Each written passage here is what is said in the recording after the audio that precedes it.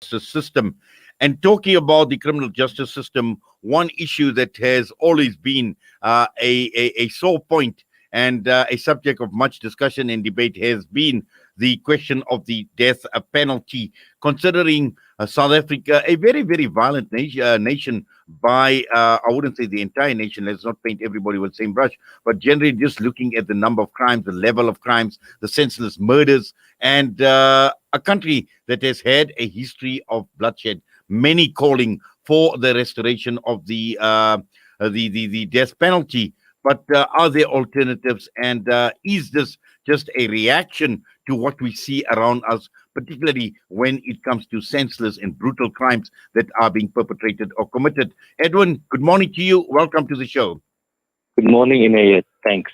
Well, Edwin, quite an interesting piece that you have written talking about lawmakers debating the death penalty. Now, there are a number of issues, We know we're talking about the abolishment of capital punishment in the country, the constitution, and also just looking at some of the motivation behind the death penalty being abolished way back in 1995. hmm Well, I think it's very interesting that you have the calls, for the death penalty to be restored. And definitely the one person that asked Parliament to push for this was a person called Wasila Jardine, who asked there's this committee, the Constitutional Review Committee, that meets annually or 4 times a year to look at the Constitution. So obviously the death penalty is one of the things on the agenda because of the rise in gender-based violence and rape, etc. So I think there's huge calls for it, but it's not just South Africa; it's globally. According to the 2020 Global Prison Trends Report, there's a number of countries are calling for reinstatement of capital punishment as a crime deterrent. So I would say, people want it, but definitely in South Africa's case, I don't think you're going to find that happening because our politicians have no appetite to ensure that there's more violence. Yes. Now, obviously, we know that there has been a resistance to reinstating the death penalty in South Africa, and we know this is a trend also in many parts around the world. But the key question here is to seek alternatives, alternatives that will serve as a real deterrent to criminals, because at this point in time, the point you make in your article, talking about a country like South Africa, we've got a history of bloodshed in this country. hmm Well, definitely. I think that's a given, the history of bloodshed, during apartheid and even after it. So, but many people feel that, taking the country back to the death penalty would be it's not going to be keeping with the spirit of the Constitution. And the one politician, Mathole Masheka, spoke about what they call the National Regeneration Movement, which failed under President Zuma. It was meant to ensure that people stop behaving in a beastly way towards each other, and that movement just disappeared. And you've seen a rise in GBV. You've seen, people are calling for criminals or rapists to be castrated, and according to him, it means we are sinking deeper into moral degeneration. So I think you find that on the one hand we should actually be getting better as a country.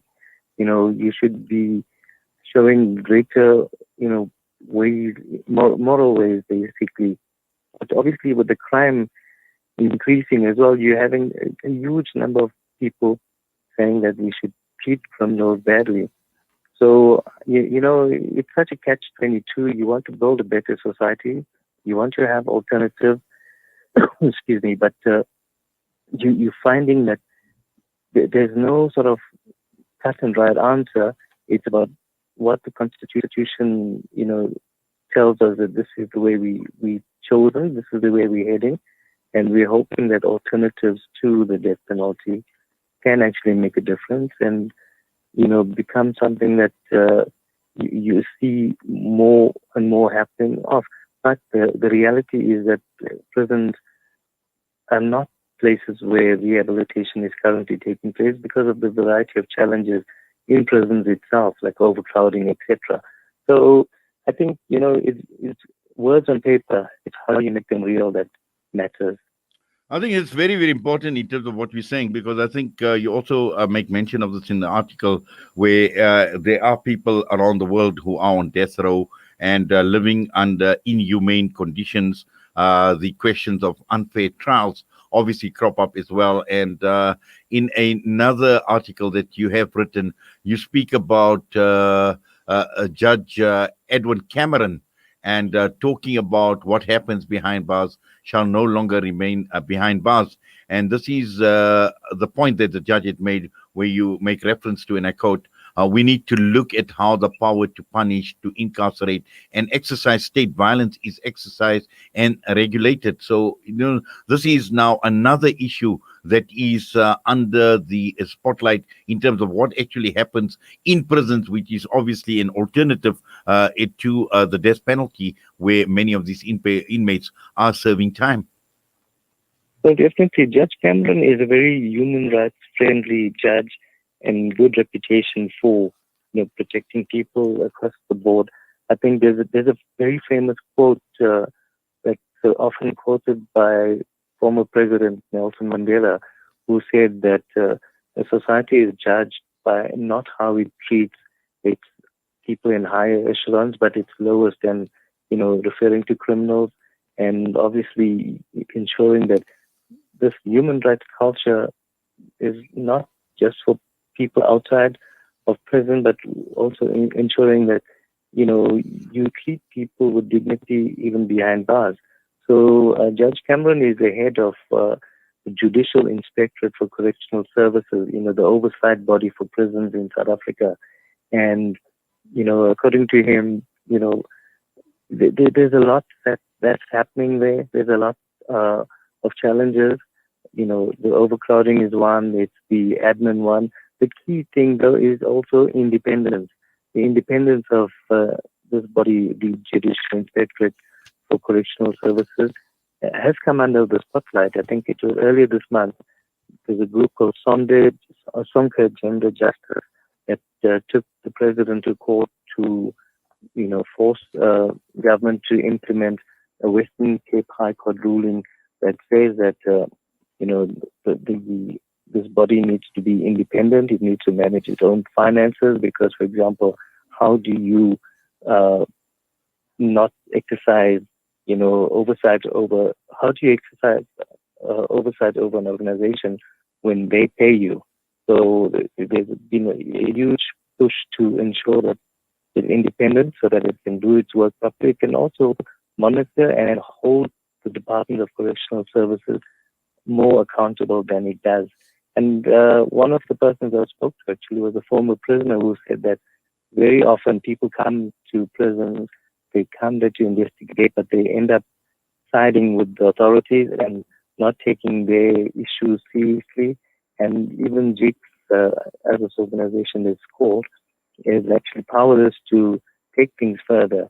So one hopes that, when this court, with the Constitutional Court ruling is implemented, they say within the next year or two, it will give Judge Cameron's organization a lot more power to be able to deal with this and ensure that, conditions for prisoners improve. And I think you want a safer society, and the safer society, according to Judge Cameron, starts within the prison sector itself. People are there for crimes, but you want them to come out reformed, rehabilitated, and contribute better to society, rather than, as we see, the narrative is people turning to crime. So obviously, it's to address that. Yes, but also, Edwin, when one talks about rights, and when we talk about the rights of prisoners, but also at the same time, one needs to find a balance, because we find, you've got the rights of victims as well. And I think this is where with the proponents of reinstatement of capital punishment and reinstating the death penalty are actually coming from. Because at this point in time, yes, the rights of prisoners obviously need to be there. But at the same time, we need a meaningful alternative to the death penalty that will serve as a deterrent. Well, definitely. I think there needs to be a deterrent. People must be punished for crimes that they commit. Definitely, we can't have a society where there's no rules and the law must be obeyed. And definitely, there's no one correct answer that addresses it in terms of what the solutions are. But I think we've come too far as a country. We've experienced too much of brutality. We've seen the effects of the death penalty. And the one thing that's abundantly clear at 25 years after democracy is that there's no research to show that the death penalty was more effective. The crime levels were just as bad. I think what you're seeing right now is it's reported a lot more than in the past. With access to media, for example, there's a murder, for example, on a farm. It's all over social media, even before it gets into the newspaper or broadcast on radio or TV. So the times have changed. One needs stronger evidence to show, whether the death penalty was more effective. But according to politicians, they feel that the evidence before them shows that, there's nothing to suggest that it was more effective than what's happening right now. Well, Edwin, thank you very much for that and for your time with us this morning. As always, we wish you all the best, and please stay safe, and especially with the holiday season coming up, we wish you all the best. Pleasure. Thank you very much. I'll see you. Edwin Naidu joining us this morning on the debate on the death penalty. Discover the Africa of your dreams and surround yourself with her spectacular beauty. Relax beneath her serene sunsets and explore wildlife at its natural best. It's where the pride of Africa comes together. The Kwantu Private Game